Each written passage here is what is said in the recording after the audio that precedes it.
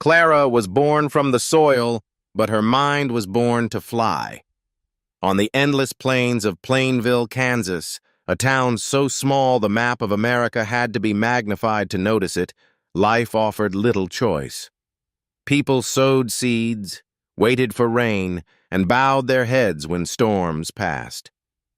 In that slow rhythm of existence, Clara Harper came into the world.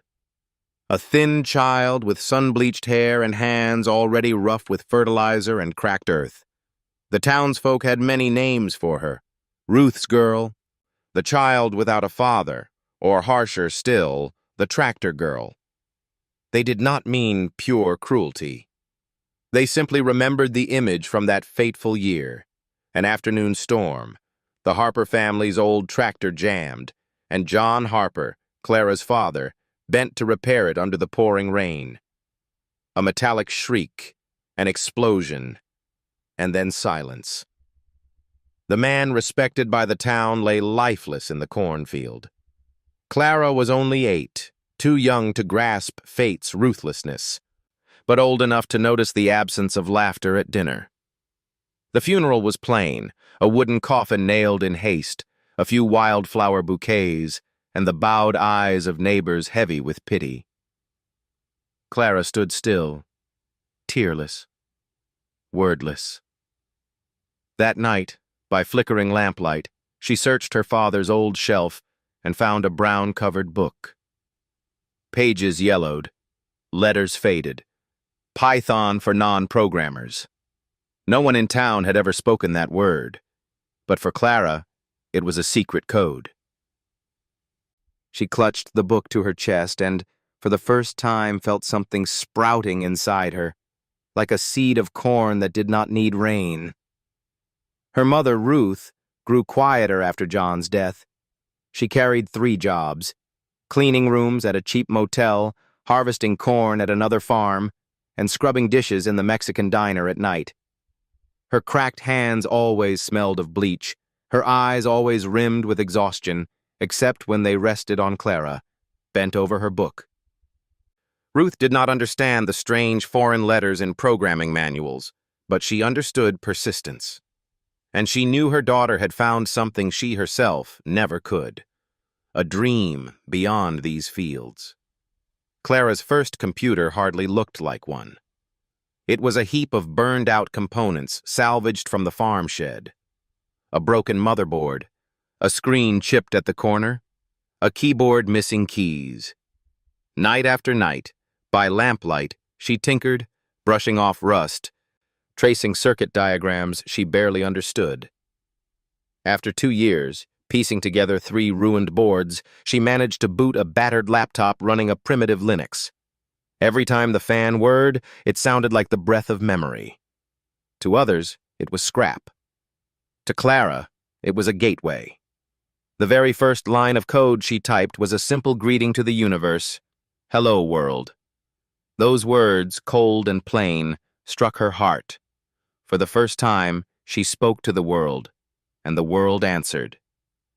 She read on, learned loops and conditions. Each successful run brought a small smile, a smile her mother swore was identical to John's. At school, Clara belonged nowhere.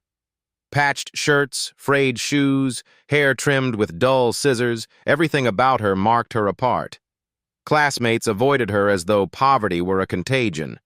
But in computer lab, a rare class offered only once or twice a week, Clara shone in silence. While her peers stumbled over spreadsheets, she wrote short scripts to automate grading. She never boasted, simply emailed the files to her teacher with a single line: "I thought this might help you."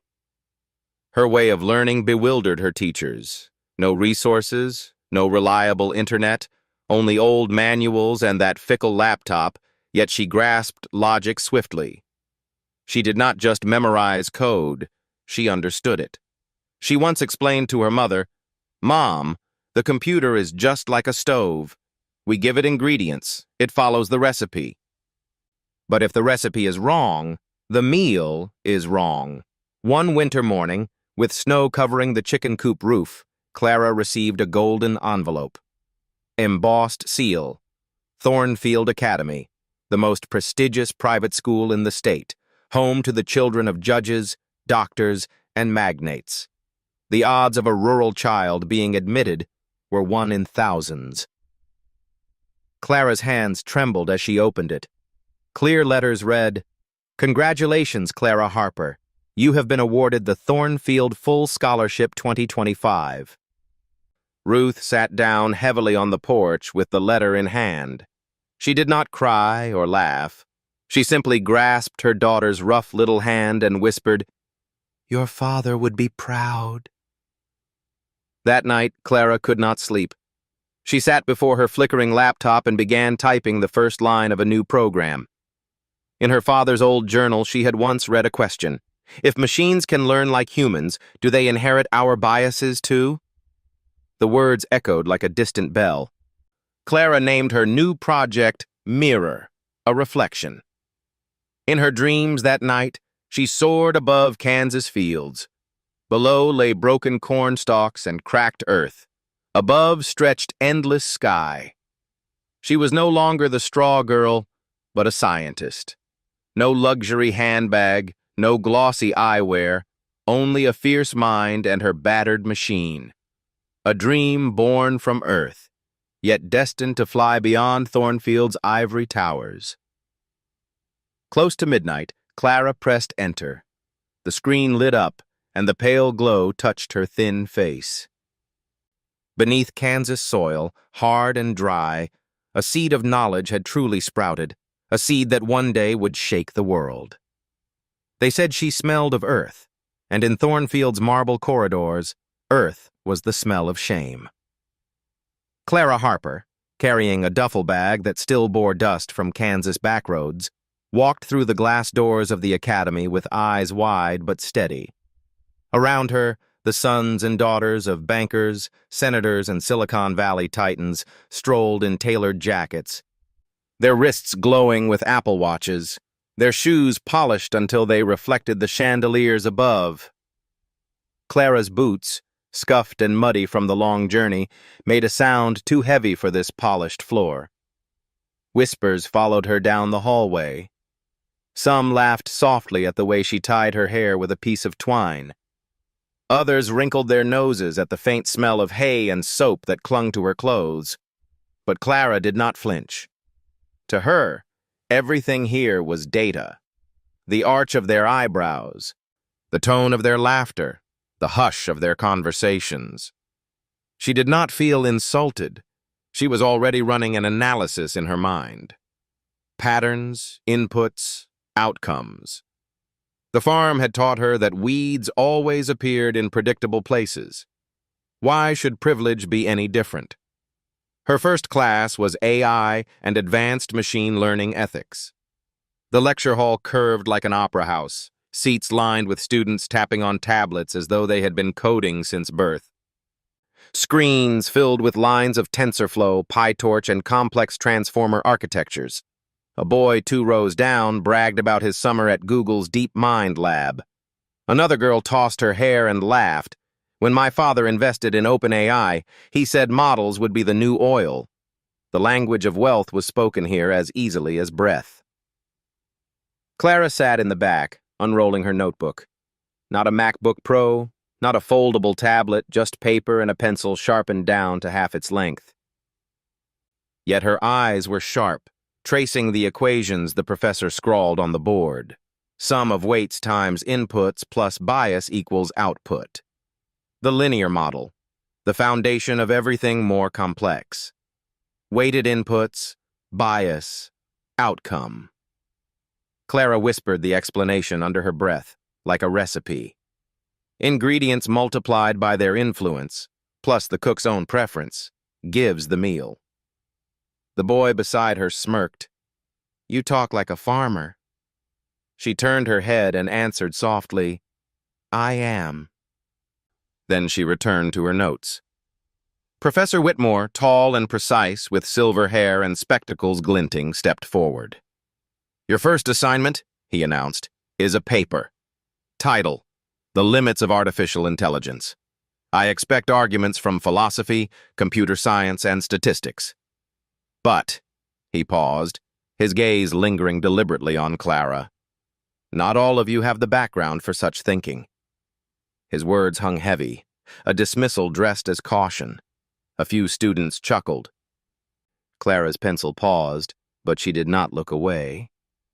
Days passed. Students filled the library with debates about Gödel's incompleteness theorem, the church Turing thesis, and Searle's Chinese room argument. They quoted Marvin Minsky, Alan Turing, and modern ethicists with practiced ease. Clara listened, learned, but when she returned to her dormitory, she faced only the battered laptop she had carried from Kansas. Its screen flickered like a tired lamp, but to her, it was a companion. While others drafted essays, Clara wrote lines of code. She recalled her father's question, if machines can learn like humans, do they inherit our biases too? That question had become her compass. She decided not to write a paper at all. Instead, she began designing an experiment, something more dangerous than words on a page. She named it Mirror. The concept was simple to describe, but radical in impact. An AI that could evaluate other AIs, not in terms of accuracy or efficiency, but in terms of fairness. Clara whispered to herself as she coded, if we teach machines to decide, then we must also teach them to reflect. She fed Mirror datasets, public records, scraped syllabi, even fragments of Thornfield's grading archives. Then she gave Mirror a rule: do not simply predict, but analyze. Ask the question, who is left out? Who is given preference? And why? Late one evening, as snow fell silent against the tall windows of her dorm, Mirror gave its first output. Clara stared at the screen as it lit with simple words. Detected bias, gender, race, socioeconomic markers. Recommendation: adjust weighting. She leaned back, heart pounding. Mirror was not perfect, but it had spoken truth, blunt and undeniable. The next morning, while students filed into Whitmore's lecture with essays printed on pristine paper, Clara walked forward with a USB drive. She placed it on his desk. "My submission," she said softly. The professor frowned. "Where is your paper?" She looked him in the eye. "I didn't write one. I built something instead." The classroom fell into silence. Some smirked, expecting humiliation. But Whitmore, though skeptical, plugged the drive into the projector. Lines of Clara's code filled the screen. Mirror's results began to scroll, missing representation in case studies, skewed data in AI ethics textbooks, preference for students with legacy family names. And then, as if sensing the tension, Mirror displayed one final line. Detected anomaly in grading patterns, correlated with student ID prefixes. The hall gasped. Whitmore stiffened. Clara's hands trembled slightly, but her voice was calm. Machines do not create prejudice. We do. They only reflect what we teach them. The professor snapped the laptop shut, his face pale with fury. "Delete this," he commanded. But the truth was already on the central system. Uploaded, time-stamped, permanent. Clara had crossed a threshold she could not step back from. That night, alone in her dormitory, she stared at the snow outside. She knew what awaited her: suspicion, accusation, perhaps punishment. Yet she felt no fear. For the first time, the girl from Kansas understood she had not just entered Thornfield. She had cracked it open. Clara's dorm room at Thornfield was smaller than most, tucked at the end of a hallway where no one wanted to live. It was drafty in winter. The radiator clanked like an old farm plow, and the window looked out onto a brick wall instead of the manicured lawns the brochures had promised. For Clara, it felt familiar. She had never needed wide views. A corner, a desk, a light, and her battered laptop were enough. That laptop carried more history than any polished MacBook on campus. Its keys were worn to a shine, a few letters erased from years of relentless use. The trackpad was cracked, one hinge bent so the screen tilted slightly crooked, but Clara treated it like a relic. Her father's fingerprints were in its wiring, his spirit in the way it powered on with a deep whir. When it booted, Clara always imagined she was sitting beside him again, his grease-stained hands pointing out circuits, his voice telling her machines could carry secrets if you listened closely enough. Nights stretched long in Thornfield. The other students gathered in lounges with soft couches, debating machine learning like it was a language they had spoken since birth. They used words like generative adversarial networks and reinforcement learning the way others might discuss baseball scores. Clara, carrying her notebook, would pass by silently, listening but not entering. She had no need to compete with their fluency. She was building something of her own. Her desk became her field, and the laptop her soil. She opened files with names like Bias Test 1, Dataset Clean Draft 2, and Mirror Core. Line after line of Python appeared, stark against the black screen. She whispered the syntax to herself like prayers. If statements, loops, regression models. She was not fast. Each line was tested, broken, rewritten. Her pencil scratched beside the keyboard, turning mathematics into pictures. A cluster of points on paper became a question in her mind. What if the outliers were not noise but people? What if those dots were the ones most ignored? One night she reread an article from Marvin Minsky that she had printed long ago on the library's cheap inkjet. The paper was creased from being folded in her pocket back in Kansas. It spoke of machines as extensions of human thought, mirrors of the mind. Clara underlined one sentence again. The machine is not biased, it is only our shadow. She wrote in the margin, then it must learn to shine a light back on us. Mirror was slow at first. When she fed it the ImageNet dataset, the system hiccuped, freezing the laptop until she had to wait for hours. She laughed quietly. This was not Google's data center with thousands of GPUs. This was a Kansas machine, patched together, coughing but alive. Yet it worked. Mirror began to notice strange patterns. Pictures labeled doctor often showed men, while pictures labeled nurse showed women. Clara leaned closer, whispering, "You see it too." She adjusted the code. Mirror responded with plain text output. Bias detected. Gender skew. Recommendation. Balance training set. Later, she tested Mirror on Common Crawl text, a vast archive of internet writing. The results scrolled until her tired eyes blurred. Words associated with leaders leaned toward male names. Words linked to kindness leaned toward female names. Clara whispered again, like a mother to a child, "This is the cracked mirror of our world. If we do not fix it, machines will carry our cracks forever." She paused to rest her head on the desk. The radiator clanked. The hallway was silent now, students gone to sleep. Only her machine hummed faintly, its screen glowing weakly against the dark. Clara remembered Kansas nights, sitting at the kitchen table with her mother asleep on the couch, exhaustion written across her face. Back then, Clara coded not for glory, but to stay awake, to keep loneliness from swallowing her. Here in Thornfield, surrounded by marble and chandeliers, the feeling was the same. The machine was her only companion. She tested grading data next. Not official, but fragments she had pieced together from public reports and archived emails left carelessly in Thornfield's online servers. It was enough for Mirror to detect anomalies. The program printed results in a simple monotone font. Bias detected. Scores correlate with student ID prefix. Possible marker of legacy admission. Clara sat back, her chest tight.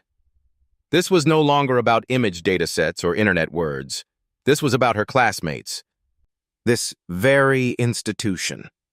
The weight of it pressed on her. She had never wanted to expose anyone. She only wanted to know if her father's question could be answered. Do machines inherit bias? The answer was clear now. They do not inherit, they copy. They do not judge, they reflect. And if the reflection is ugly, it means we are. The following day, in the bright classroom, she sat silent while Whitmore lectured about the brilliance of self-learning systems.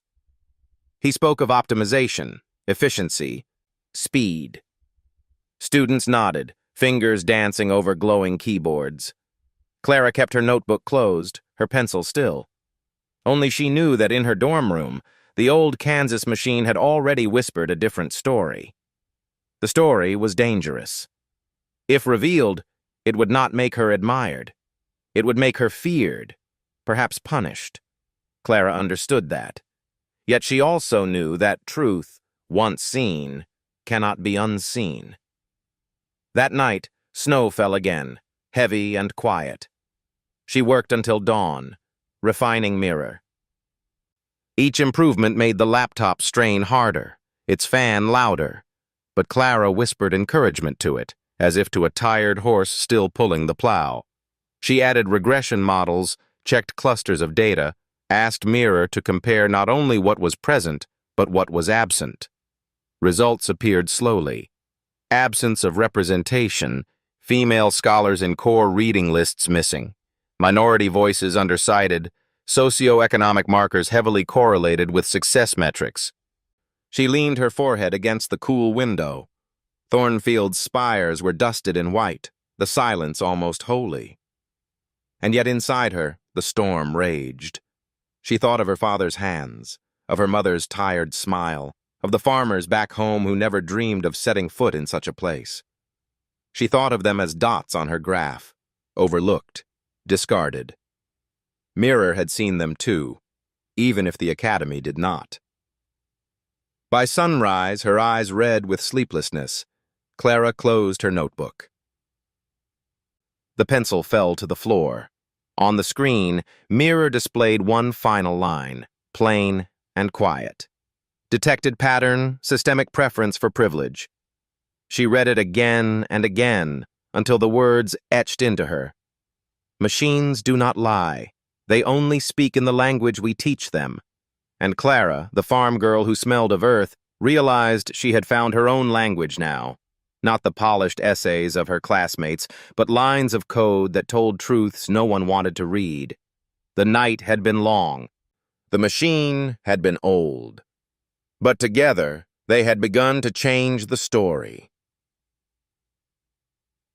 The night of coding had left Clara's eyes raw, but the next morning she walked into Thornfield's great lecture hall with her notebook and the old laptop tucked under her arm. Around her, the room glowed with wealth.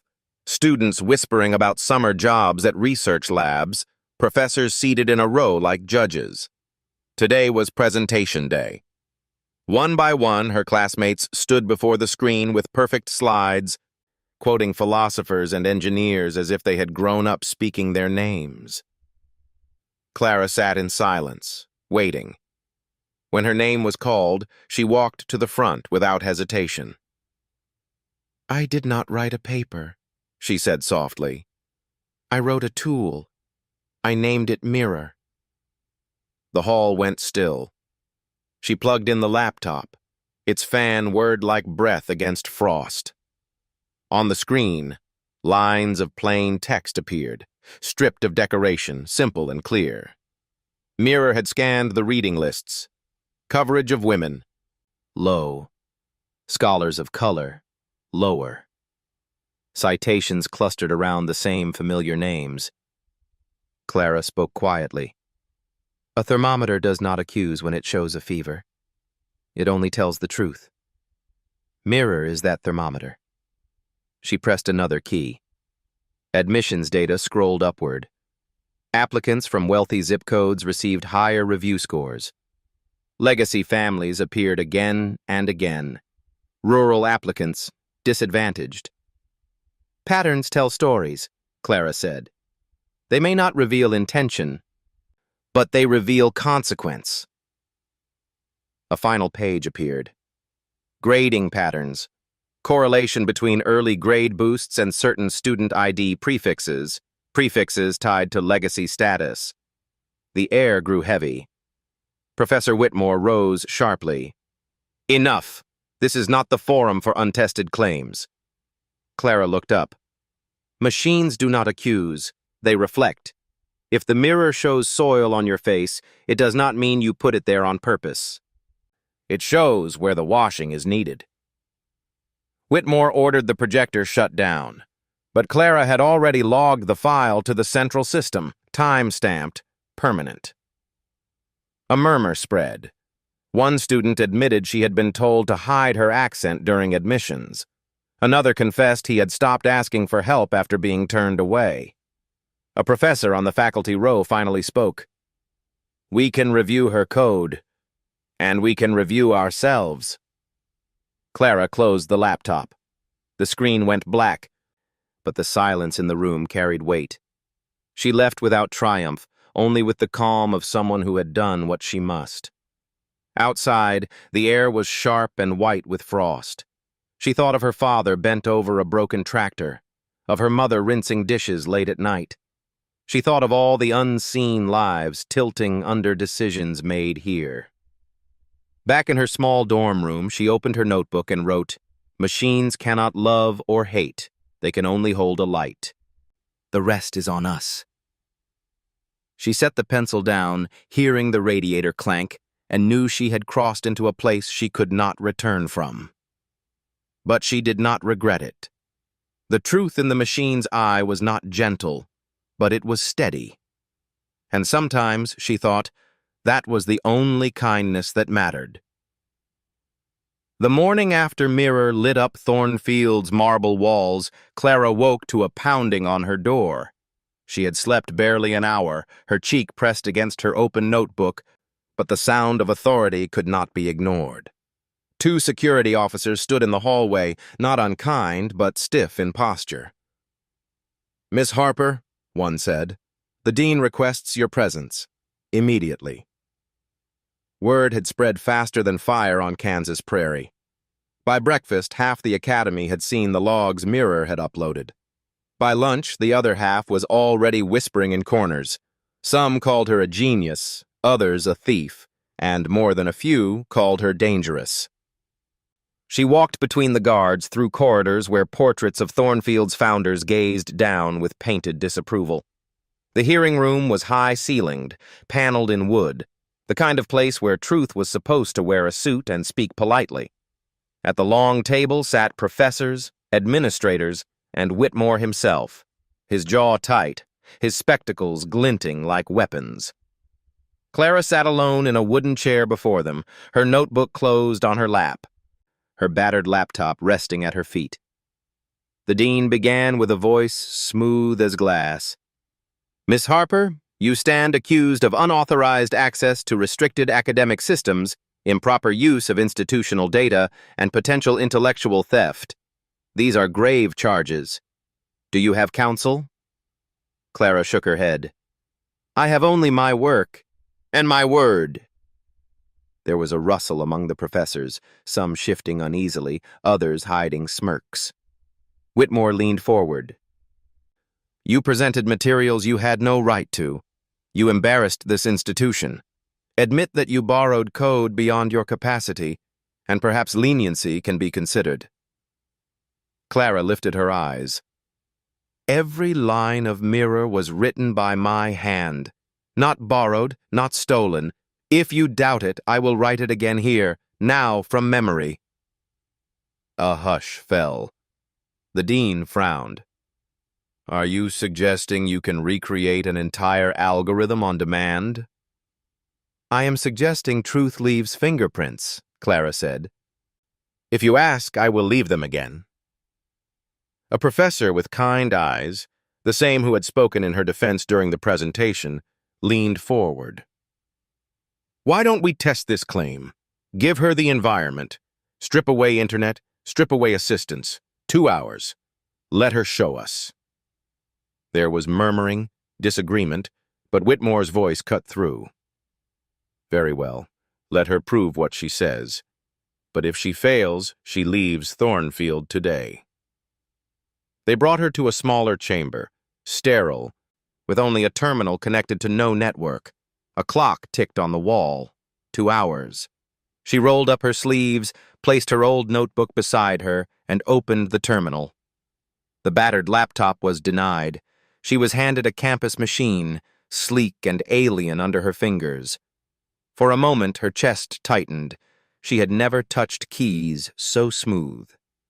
Then she inhaled, steady, and began.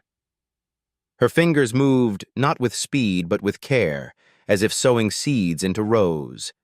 She declared variables, defined functions, built loops. She drew quickly in the margins of her notebook. Small graphs, lines clustering into groups, regression equations simplified into arrows and dots. She explained aloud in a soft voice so the watching professors could hear. A cluster analysis groups by similarity, but similarity can hide bias if the features chosen are unfair. So I tell Mirror, check not only what binds the cluster, but what it excludes. She typed. The screen filled with clean, indented lines. A regression finds correlation, but correlation without context is a trap. Mirror asks, if wealth is present, does performance appear higher? If so, flag it. Do not hide it.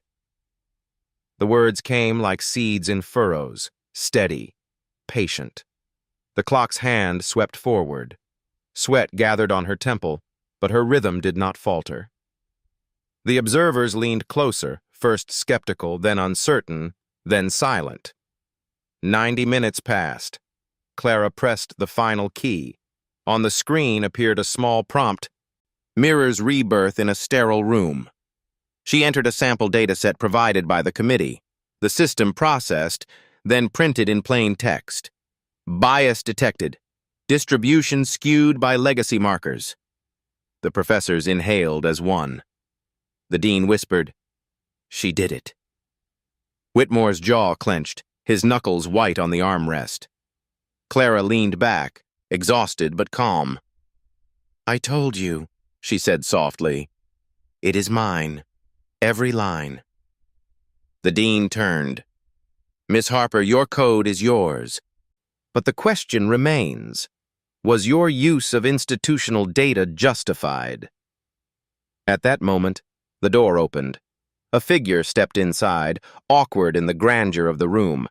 It was Ruth, Clara's mother, still in her farm clothes, hands cracked from winter work, her shoes carrying dust from the fields. She had been summoned, though she barely understood why. She walked forward slowly, her presence almost painful in contrast to the polished marble. The dean explained gently, your daughter is accused of misconduct, of stealing work not her own. Ruth looked at Clara, then at the row of professors. Her voice was plain. If my girl says she did it with her own hands, then she did. She doesn't lie. Not to me. Not to anyone. Her words were rough as soil, but they struck deeper than any polished defense. Clara's throat tightened. For the first time since she had entered Thornfield, she felt the ground of Kansas beneath her feet again. The room was silent. Whitmore shifted, but the dean raised a hand. Very well. We have witnessed her proof. The work is hers. This hearing is adjourned. Consequences will be decided later.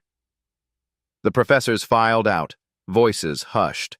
Some glanced at Clara with new respect, others with fear.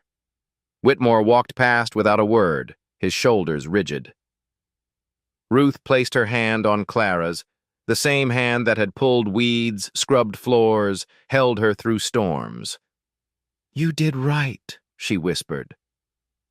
That evening, back in her small dorm, Clara sat with her mother on the narrow bed. Ruth looked at the crooked old laptop, the screen flickering. That's the friend you talk to at night? She asked. Clara smiled faintly. Yes, Mama. It's the only one that listens. Outside, the snow kept falling. Inside, the trial without a lawyer had ended not with applause, not with triumph, but with a seed of truth planted deeper in the ground. Clara knew storms would come again, harsher ones. But tonight, she had stood alone, yet not alone, and the light had not gone out. The days after the hearing moved slowly, like frost creeping over glass. Clara walked through Thornfield's halls under a fog of whispers. Some students looked at her with awe, others with suspicion, many with the detached curiosity they reserved for unusual experiments. Faculty passed her without comment, but Clara could feel the weight of their glances, as if she were both specimen and threat. Professor Whitmore avoided her entirely. Yet his absence was louder than his presence. He had expected her to fail. She had not. His silence now was the silence of a storm gathering. Clara felt it in her bones the way farmers feel weather before clouds form. Then came the summons. Another panel, another test. Only this time it would not be a hearing, it would be a demand. The dean's voice had been clear. If your program is yours, then prove it again. Build something new, here, now. Before us all! The chamber they chose was larger than before, built like an arena. A screen taller than a barn door filled the wall. Faculty lined one side. Advanced students were invited to watch from the gallery. The hum of speculation filled the air. Clara sat at a solitary desk in the center, a sleek Thornfield computer waiting. Her old Kansas laptop was not permitted inside. 2 hours, the dean announced. No network access, no assistance. Create. Clara placed her palms flat on the table.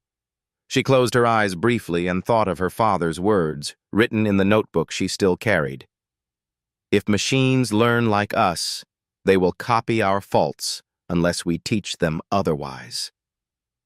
She breathed in, then began. This time she would not rebuild Mirror. Mirror had been reflection, a stark witness. But the world needed more than mirrors. It needed a lens, something that could bend light to reveal structure hidden beneath. She named it Prism. Line by line she wrote, her voice quiet but audible. A prism takes white light and shows its colors. This prism will take decisions and show their hidden shades.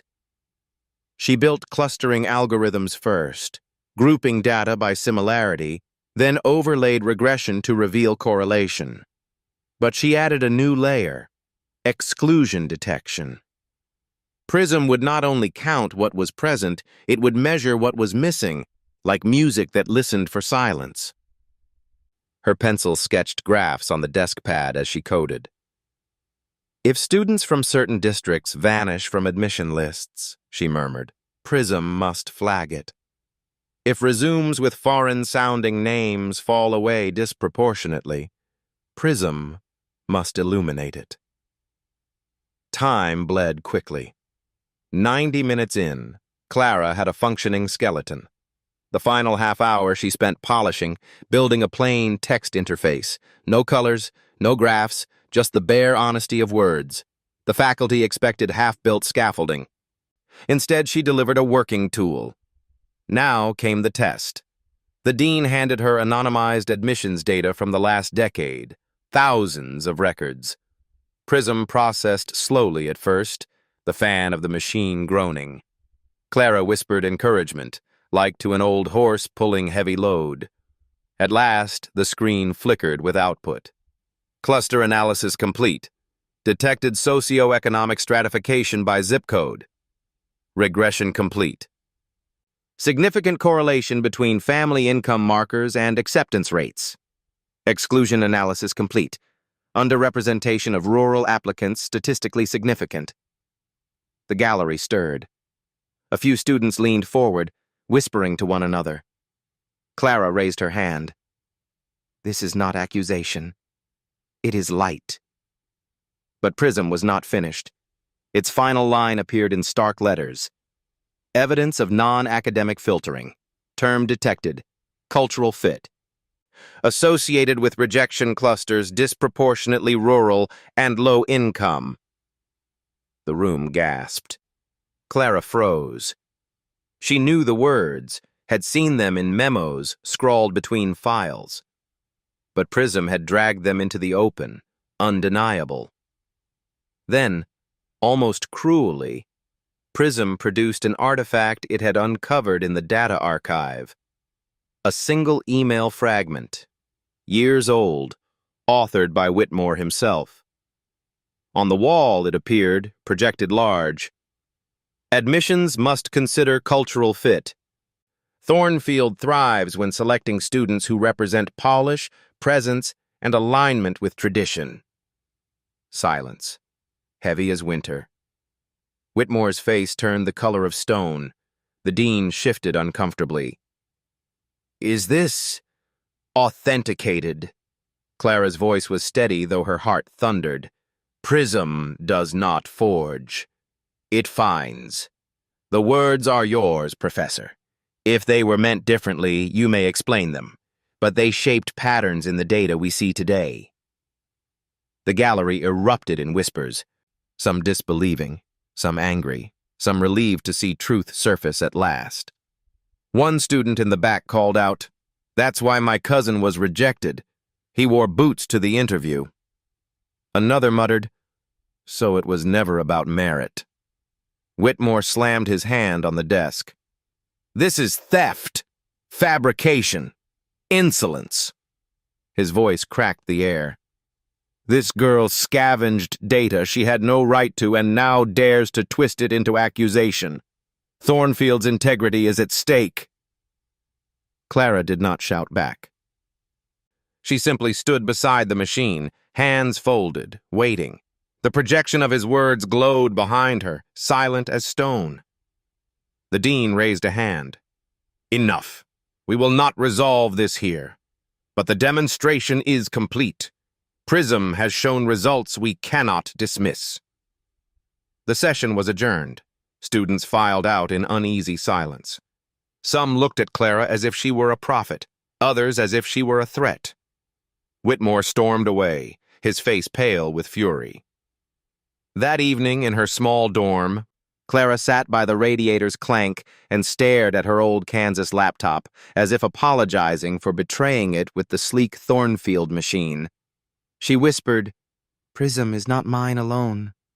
It belongs to anyone who has been turned away for being themselves." She opened her notebook and wrote, "A mirror shows the dirt on your face. A prism shows the hidden colors in the light. Both are needed, but only if we dare to look." She closed the book. Outside, snow fell again, soft as ash. Inside, Clara Harper, Farmgirl from Kansas, had built a lens that bent light toward truth, and Thornfield would never be able to unsee what it revealed. By the time Prism's words finished echoing through Thornfield, the world outside had already begun to turn. Someone in the gallery had recorded Clara's presentation. The clip, grainy, shaky, filled with gasps when Whitmore's email appeared on the giant screen, was uploaded to a student forum. Within hours, it was on Reddit. By nightfall, it was on Twitter, then CNN. By dawn, Clara's name trended across every platform she had never dared to dream of. She woke to the buzz of her borrowed phone vibrating endlessly on the desk. Notifications stacked like hay bales, requests for interviews, messages from strangers, articles with headlines calling her the farm girl who cracked the ivory tower. Clara stared at the screen, then shut it off. She had no hunger for fame. She only wanted quiet, but quiet had become impossible. In the hallways of Thornfield, students who once laughed at her boots now looked with awe, or envy, or fear. Some whispered, "hero." Others muttered, "troublemaker." Professors walked stiffly past, unwilling to acknowledge what had been laid bare. Whitmore did not appear at all. Rumor said he was under investigation. One evening, Clara was called again to the dean's office. The room was heavy with formality, but the dean's tone was softer than before. "The board has convened," he said. "Professor Whitmore has stepped aside pending inquiry. Your work, your code, has raised questions we cannot ignore. And yet—" He hesitated. "Are you aware you have become a symbol?" Clara looked down at her calloused hands. "Symbols are for flags," she said quietly. I only wanted fairness. The dean studied her. Fairness is exactly what people see in you. News crews now gathered outside the academy gates. MIT requested an interview. Stanford sent an invitation. A producer from CNN emailed her 3 times in one day. Clara ignored them all. Instead, she rode the bus back to her dorm, opened her battered Kansas laptop, and kept writing. If Mirror had reflected, if Prism had revealed, then there must be another tool still to come. But that would be for later. She went to class as if nothing had changed. Students craned to glimpse her, some slipping her notes of thanks, others of warning. One girl pressed a folded piece of paper into her palm. Inside was a short message. Because of you, I'm not ashamed anymore. My mom is a farm worker, too. Clara folded it carefully and kept it in her notebook. Fame was a storm. It shook the windows, rattled the doors, threatened to carry her away. Clara braced herself by remembering Kansas, remembering her father fixing a tractor in the rain, her mother rinsing dishes after midnight. She walked through Thornfield's marble halls not as a celebrity, but still as a girl who smelled faintly of earth. In the quiet of her dorm, she whispered to her machine, "If the world must see me, let it be through the truth, not through polish, not through presence, only through what we cannot ignore." Outside, cameras flashed. Inside, Clara Harper bent once again over code, the farm girl who had become a symbol she never asked to be. The silence that followed Prism's revelations was heavy, but silence never lasts forever. Thornfield's marble walls had absorbed whispers for decades, yet now they seemed to echo every question louder than before. Reporters crowded at the gates, alumni wrote letters, parents demanded answers. Even donors who once valued Thornfield's polished image wanted clarity. Under mounting pressure, the administration announced something unprecedented, a public forum. For the first time in Thornfield's long history, students and alumni would be allowed to speak openly before the board. The announcement spread like fire through dry grass. Flyers appeared on notice boards overnight. Emails rippled through alumni networks. Some students lit candles outside the main hall in vigil, lining the steps with tiny flames that refused to be blown out. Clara, who had avoided the spotlight since Prism, found her name etched onto every poster. Come, speak, witness. Because of Clara, the doors are open. On the appointed evening, the grand hall was filled to its edges. Trustees sat in high-backed chairs at the front. Faculty lined the side aisles, uneasy and silent. Reporters huddled near the back, their pens and cameras ready. And in the gallery above, hundreds of students leaned over railings lit by the glow of countless candles, their small lights trembling like stars in human hands. Clara sat near the rear, her Kansas laptop balanced against her knees. She had not wanted to be a spectacle. She told herself she would only listen. But part of her knew that once truth was spoken aloud, there was no retreat. The dean opened the session. His voice, usually smooth as marble, carried a trace of unease. We are here tonight to listen. Thornfield cannot move forward if it will not hear its past. He gestured. Who will speak first? A woman stepped forward, an alumna from 10 years before. She held her notes with trembling hands, but her voice carried. When I applied here, I was told my grades were strong, but the letter said my background might not be a fit for Thornfield's culture. I did not understand then. I understand now. It meant I was not wealthy enough, not polished enough. I left feeling I was less than the others. She paused, eyes wet. Tonight I see I was not wrong. The system was. A murmur swept the hall. The next speaker, a man in his 30s, straightened his tie nervously. I am now a lawyer. But when I applied, I changed my address. I erased the zip code of the trailer park where I grew up, because I knew it would be counted against me. That is not merit. That is survival. His voice cracked. Mirror and prism gave words to what we lived. The floodgates opened. Alumni and students, one after another, shared stories. A young woman of color recalled being told to straighten her hair before interviews. A first-generation college student described being laughed at for wearing the wrong shoes. A rural boy admitted he had hidden his father's job as a mechanic, afraid it would brand him as unfit. Each testimony was another candle lit, another flame passed from hand to trembling hand. The hall grew warmer with every word, the marble less cold. Then came the moment no one expected. A tall, pale young man in the third row rose. The hall hushed at once. His voice shook, but he spoke clearly. "I am Professor Whitmore's son." Gasps rippled like wind across wheat fields.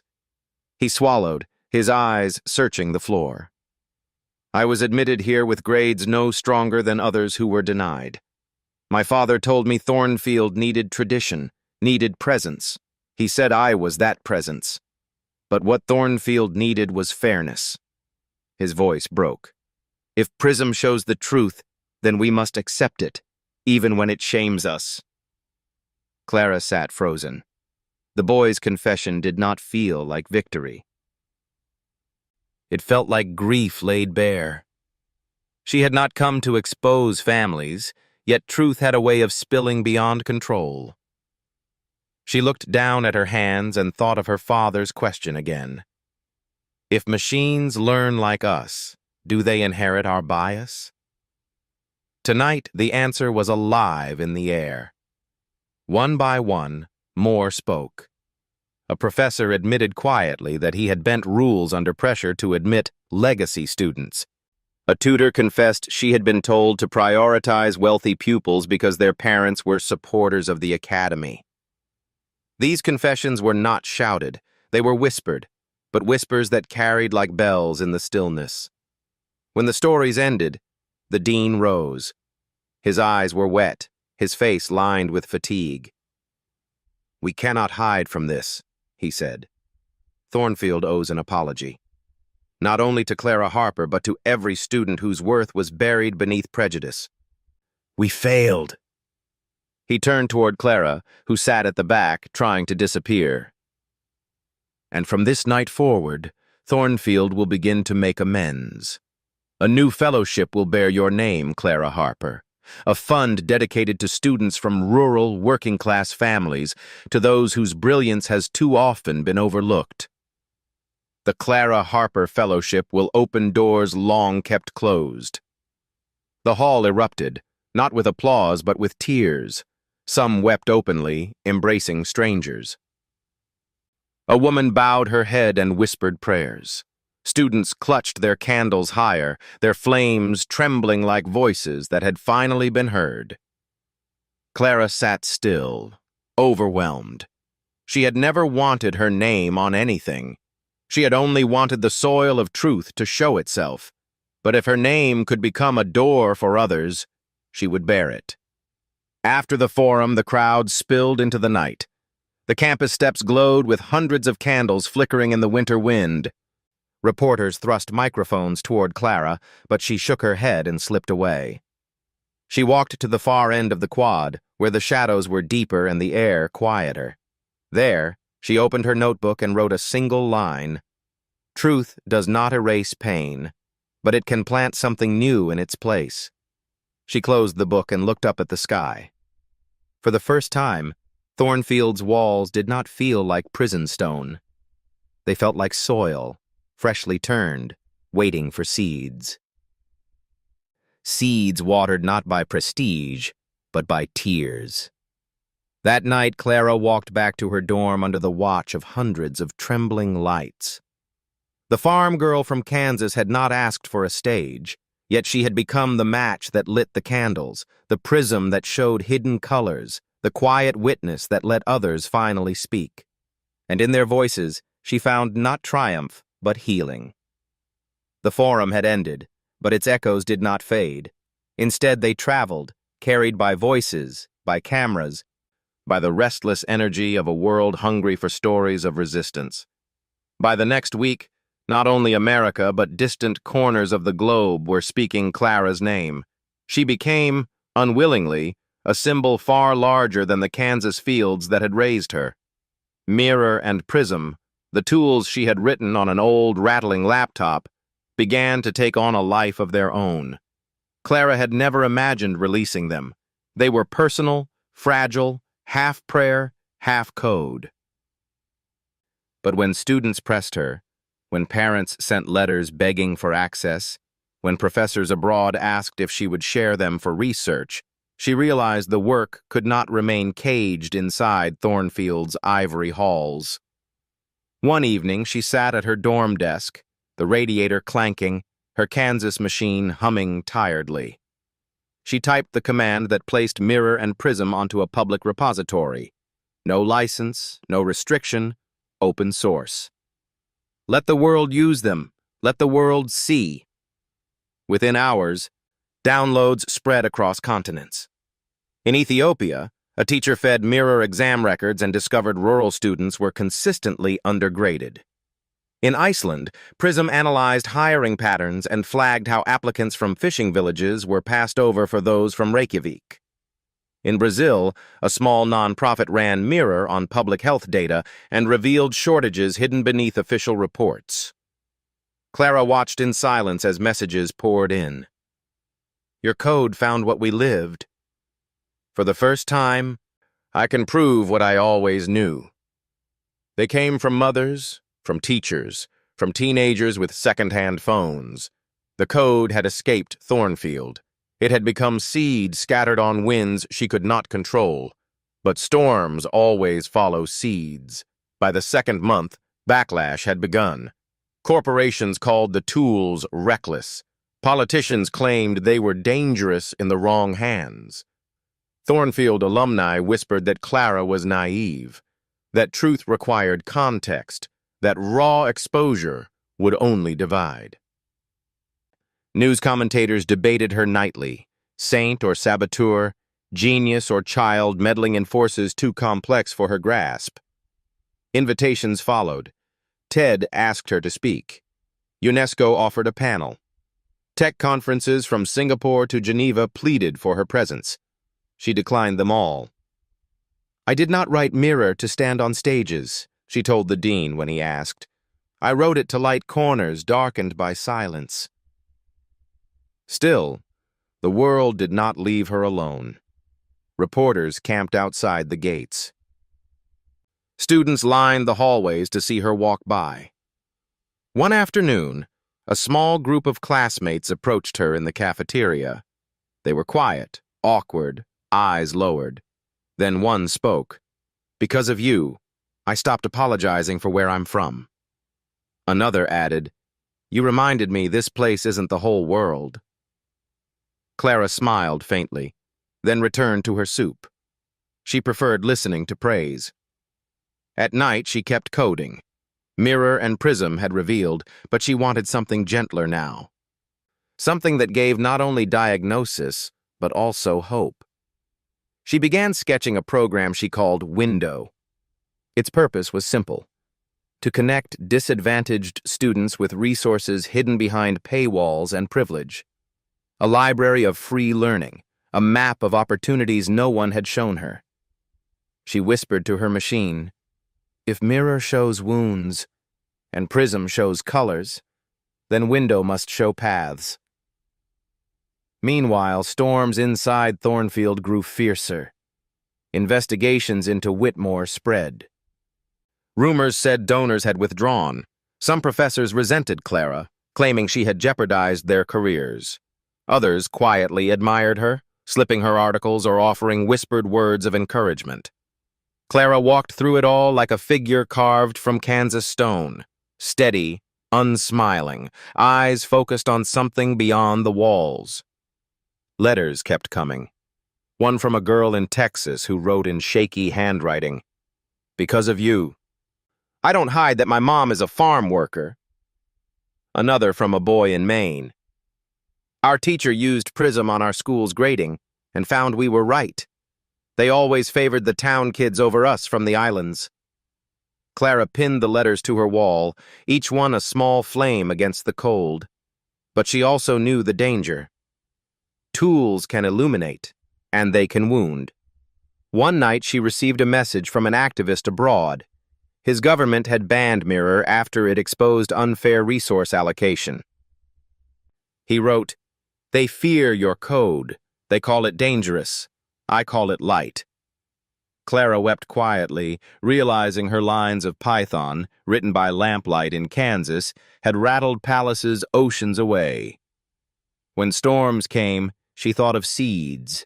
Storms tore roofs, broke trees, drowned fields. But storms also pressed seeds deeper into the ground. If the soil holds, she told herself, something stronger will grow. By the end of the semester, Thornfield could no longer pretend. The Academy's glossy brochures, once filled with smiling faces, now seemed brittle. In their place, the administration announced reforms. They cited modernization, equity, renewed vision. But every student knew the truth. A farm girl with mud still clinging to her boots had forced the gates open. Clara did not stay to celebrate. On the night the reforms were announced, she sat alone in her room, her old laptop on her knees.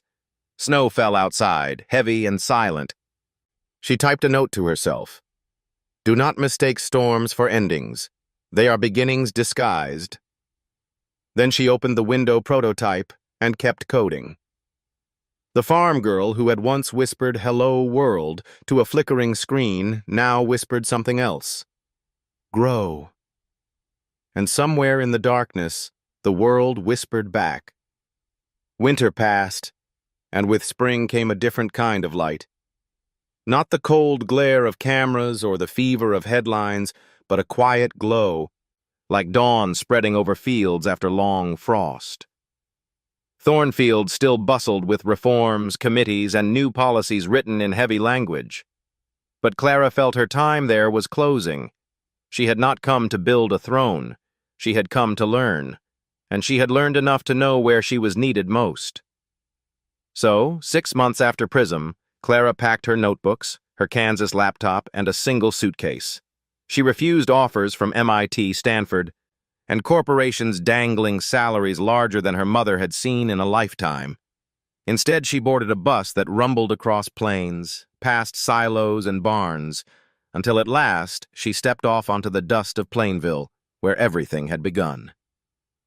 The old Harper farm stood as it always had, sagging porch, fields scarred by weather, fences mended with wire. Ruth greeted her daughter with tears she tried to hide. "You came back," she whispered. Clara embraced her tightly. "I promised, Mama." Knowledge that doesn't return to its soil is only half grown. In the weeks that followed, Clara began to transform the barn. Dusty haylofts became shelves for books. Rusty tools were cleared to make space for desks salvaged from a school auction. Her Kansas laptop, patched again and again, sat proudly on a wooden table beside a donated projector. Word spread quickly through Plainville and neighboring towns. The Harper farm was opening its doors as a lab. Not for scholars with titles, but for children of fields and factories, for those who had never dreamed of touching code. The first evening, 5 students arrived. A boy who delivered newspapers, a girl whose father worked nights at the gas station, 2 brothers from a dairy farm, and a shy 6th grader from Texas, the same who had written Clara months before.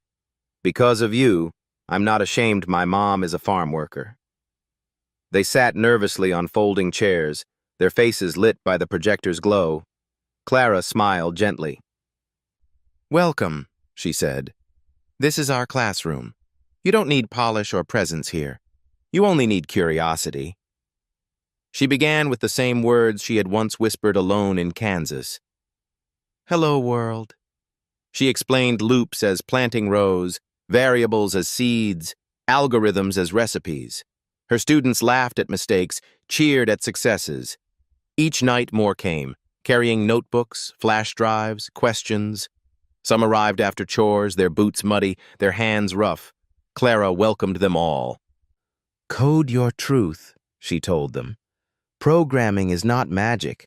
It's just a way to tell the world who you are." Word spread further. Parents walked miles to see the barn lit at night, their children's faces glowing brighter than any crop they had ever harvested. A local teacher donated chalkboards. A retired mechanic offered to repair old machines for free. Soon the barn was humming like a hive, filled with voices, ideas, and laughter. But Clara did not stop with the barn. She set up Window, her third program, to connect her students with free resources across the internet. Old laptops were refurbished and distributed. A network of volunteer mentors grew, reaching out from universities, nonprofits, even distant countries. The field in Plainville became a window to the world. Letters arrived again, but this time not of protest or anger. They were letters of gratitude. A mother wrote, "My son now talks of dada instead of despair." A farmer scribbled in rough handwriting, "My daughter wants to build something bigger than me. Thank you for teaching her she can." Still, storms lingered. Whitmore's shadow remained, his resignation now permanent, but his bitterness whispered in corners. Some accused Clara of abandoning prestige, of wasting her brilliance in a barn. She answered softly, "A seed does not waste itself by growing where the soil needs it most." One evening, Clara placed a worn photograph on her desk, her father, smiling beside the tractor that would one day take him. She looked at his grease-stained hands, his patient eyes, and whispered, "We did it, Papa. The field has its school now." The children gathered that night as usual, notebooks open. Clara stood by the projector, her voice calm. "What you are learning here is not only code. It is courage. Machines will not love you or hate you, but through them you can hold a light steady over the world's wounds. That is what truth is for." When class ended, students lingered, reluctant to leave. Clara watched them go, their laughter carrying into the Kansas night. She remained by the desk, alone now, the radiator silent, the fields outside dark and waiting. She felt no triumph, no need for fame, only the deep satisfaction of soil well turned, of seeds planted in ground ready for tomorrow. And as she closed her notebook, the final line glowed in her mind. "I am not special. I only refuse to let truth be silent." The farm girl of Plainville had become a teacher, and the barn, once filled with hay, was now filled with fire, the quiet fire of knowledge, burning steady against the night. Thank you for staying with us until the very last moment of this story. Clara's journey, from the dry fields of Kansas to the quiet fire of knowledge that spread across the world, is not only the tale of a farm girl, but also a reminder that each of us carries a seed of light within. All it asks is patience, care, and faith to grow. If you have listened this far, perhaps you, too, carry such a seed in your heart. May this story bring you warmth, a renewed trust in kindness, and the hope that truth, though fragile or slow, will always find a way to take root. With deepest gratitude, thank you for listening, for your patience, and for letting your heart walk alongside ours.